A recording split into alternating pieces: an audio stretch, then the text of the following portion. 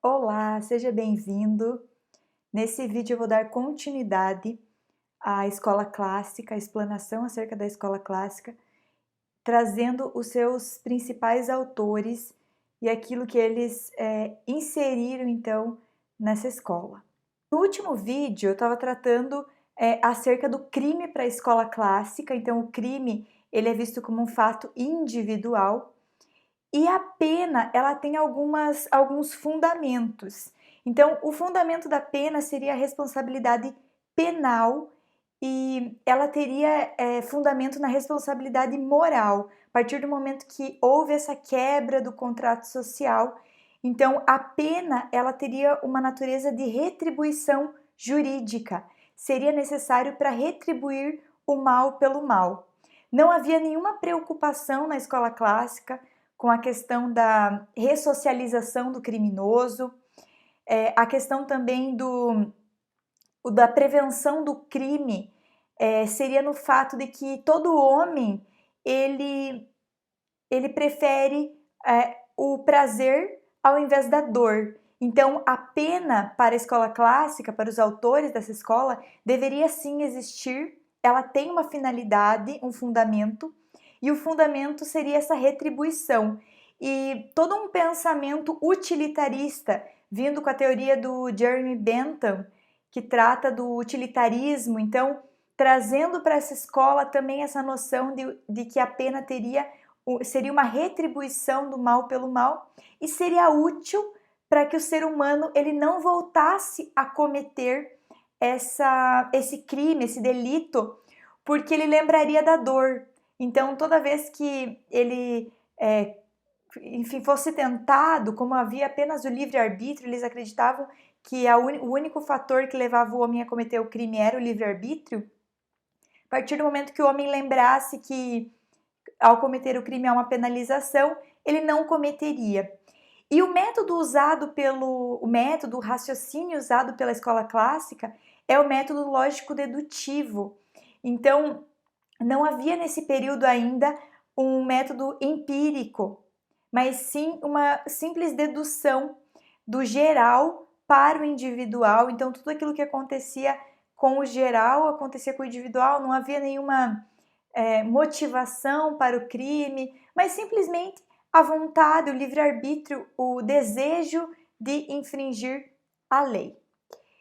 Os principais autores da escola clássica é o Francesco Carrara e o Cesare Beccaria, ou Marquês de Beccaria, Cesare Bonesana, autor dos Delitos e das Penas.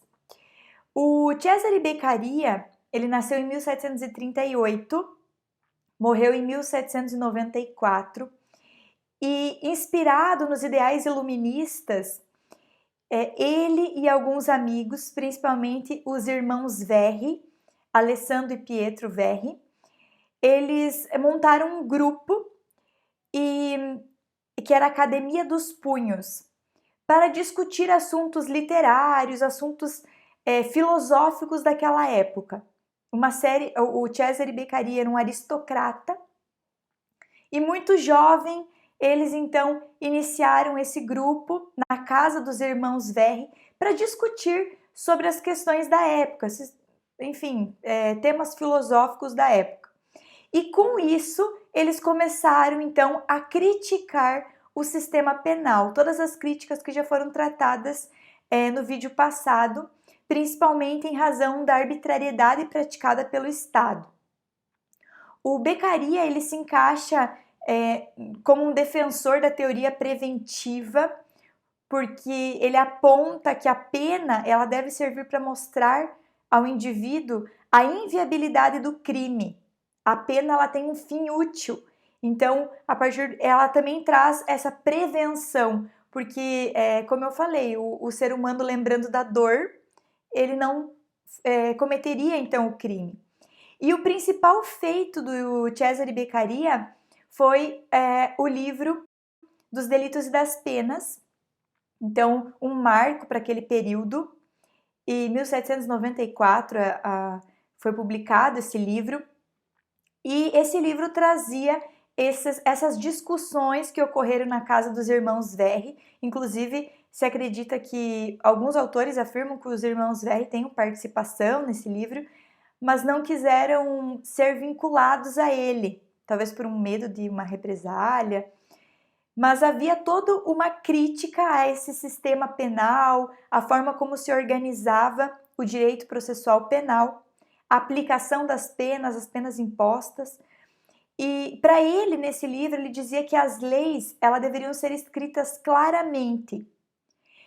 O magistrado ele não podia interpretar a lei. Então, nesse momento, o que eles gostariam era de uma segurança jurídica e que o magistrado ele fosse boca de lei, uma hermenêutica ali da escola da exegese, onde trazia que as leis elas deviam simplesmente ser cumpridas. Por isso elas deveriam ser muito claras para não gerar uma insegurança, uma possibilidade de interpretação diversa daquela ao qual o legislador colocou esse texto, escreveu esse texto. Ele combateu a tortura e se posicionou de pena contrária à pena de morte, e ele argumentava então que, com base no contrato social, e ele sinalizava até mesmo a sua comutação por prisão perpétua. Havia ali toda um anseio de que as penas elas fossem breves, rápidas. Então, mais ou menos como aquela criança que coloca a mão no fogo e ao mesmo tempo que ela comete aquilo, ela já é queimada e ela já tira a mão do fogo. Então a penalidade, ele falava o seguinte, que o ser humano ele tem um pensamento pedagógico, a pena deve ter um cunho pedagógico. O ser humano ele aprende a partir do momento que ele é punido, no momento que ele age. Então o que ele falava era que deveria ser muito breve, a pena deveria ser severa e breve, para que o ser humano logo ele já sentisse então aquela correção vinda em razão do ato que foi realizado. Ele também falava acerca da pena, que ela deve ser proporcional ao crime praticado, então a proporcionalidade e não crimes ínfimos com penas altíssimas. A questão também do processo, que deveria ser célere, porque senão a pessoa já se esqueceu e não teria esse cunho pedagógico. Então a pessoa já se esqueceu daquilo que cometeu e depois vem a condenação. Alguns fundamentos que o Beccaria ele traz, então, que a lei ela deve restringir o indivíduo da menor maneira possível. Essa questão do direito penal, o direito penal deve ser usado em última ratio, em última instância. É mínimo, porque eles acreditavam que o Estado foi criado, o direito de punir, o fundamento do direito de punir estava em ceder parte da sua liberdade ao Estado e o Estado então gerenciar a convivência humana. Mas apenas seria autorizado ao Estado punir um pequeno número de condutas. A lei ela deve garantir os direitos do acusado em todos os estágios do processo penal. Então, a questão da presunção de inocência, do contraditório, da ampla defesa, o juiz natural, o devido processo legal. Então, todo um respeito àquelas regras do jogo que deveriam ser realizadas. A punição, ela só é justificada se o autor do delito ele infringiu os direitos de outros ou do bem comum. Então, essa noção de lesividade das ações o direito penal ele protege apenas os bens jurídicos mais importantes. Então, por isso tem que haver uma lesividade ao outro e ao bem comum, não uma série de crimes que eram criados, enfim, crimes de lesa majestade, uma série de crimes que não tinham fundamento. A seriedade do crime deve ser determinada pelo dano que ele causa aos outros, então a questão da proporcionalidade. O crime deve ser considerado mais grave a partir do momento que ele causou um dano maior, então essa questão de proporcionalidade. A severidade da lei penal deve ser drasticamente limitada, Então, a penalidade deve ser proporcional ao crime que visa punir e não maior que o necessário para prevenção. Por quê? Porque se ele fosse maior, ele ainda incentivaria o cometimento de novos delitos, porque isso se tornaria banalizado. Então tem que ter uma utilidade da pena, não é vingança, é retribuição, não se trata de uma simples vingança. Então a pena deve ser apenas o suficiente para impedir o cometimento de maiores delitos, de outros delitos, a reincidência, e que outras pessoas também sejam dissuadidas a não cometerem o crime. A punição excessiva, então, seria ineficiente, já que não apenas falha no papel de prevenir, mas ajuda a causar maiores delitos. É um incentivador porque não se verifica, então, um bom custo-benefício.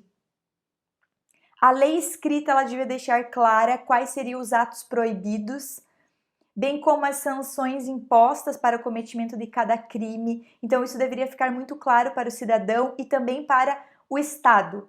Então, o Estado ali, na figura desse magistrado, de quem estivesse aplicando a lei, ele deveria ter clareza em qual era o delito, o que era aquele delito, qual era a penalidade a ser aplicada. A punição ela devia ser infligida de forma rápida e certeira. Então, para criar essa associação na mente das pessoas entre o crime e aquilo que fosse evitável, que seria a sua punição. A execução das punições deve ser livre de corrupção e preconceito. Então, não apenas algumas pessoas.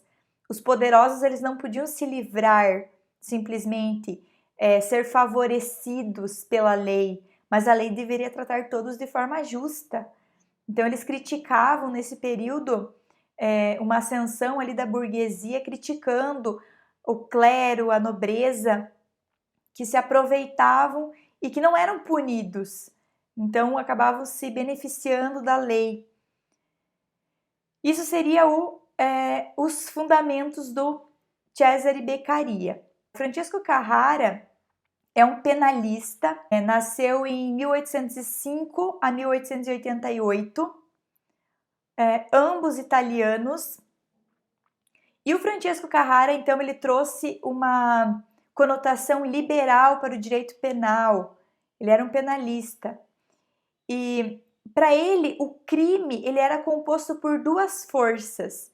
Então, uma física, que seria então esse objetivo específico, e outra moral. Então, o crime ele tinha uma conotação subjetiva. Então, havia essa motivação do indivíduo em cometer esse crime. A teoria dele também foi embasada na questão do direito natural, que o homem tinha um direito que nasce com ele.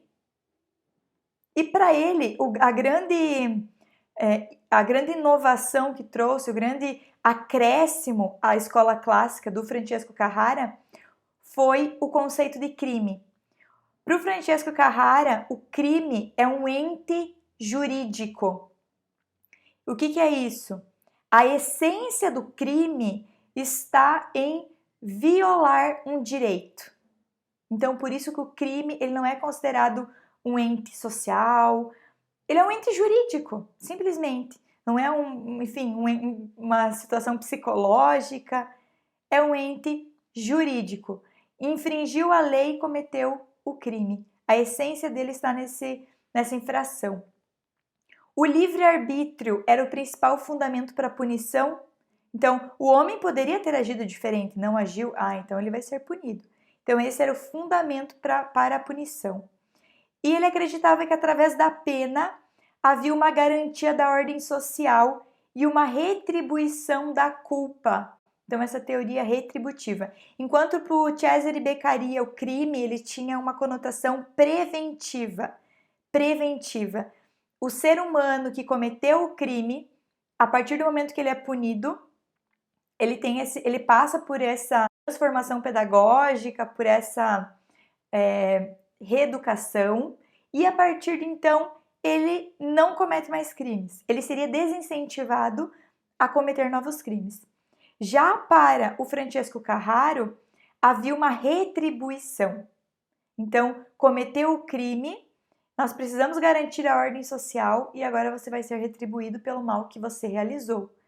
Então, um com a prevenção e outro com a retribuição.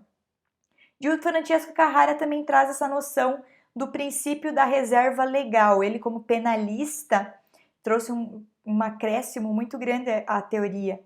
Então, trazendo o princípio da reserva legal, deveria existir uma lei, a lei é anterior ao crime, essa lei vai prever tudo aquilo que for considerado crime, ela precisa ser proporcional, precisa ser taxativa, todos têm que cumprir, geral, abstrata.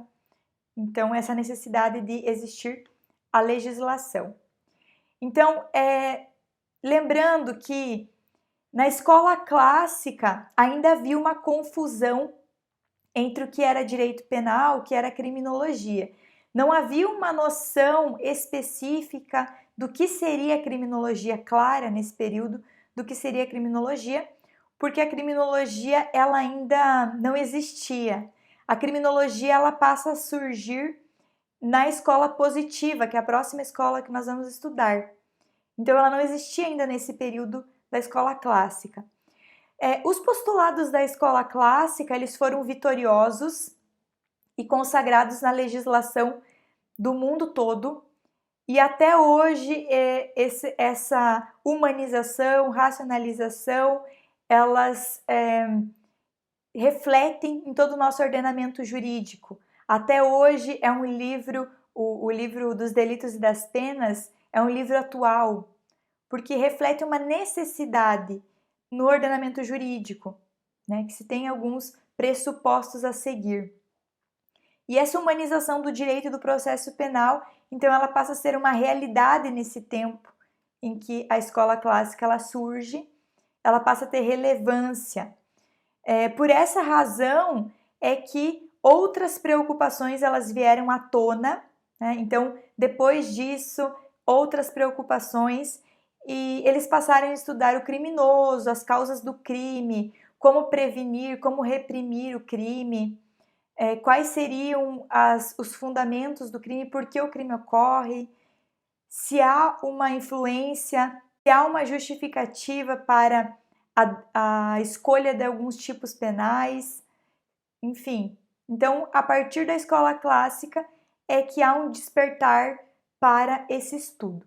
Eu espero que vocês tenham gostado desse vídeo, comente, curta o vídeo, coloque aí o que você teve de dúvidas, o que você sugere e até a próxima!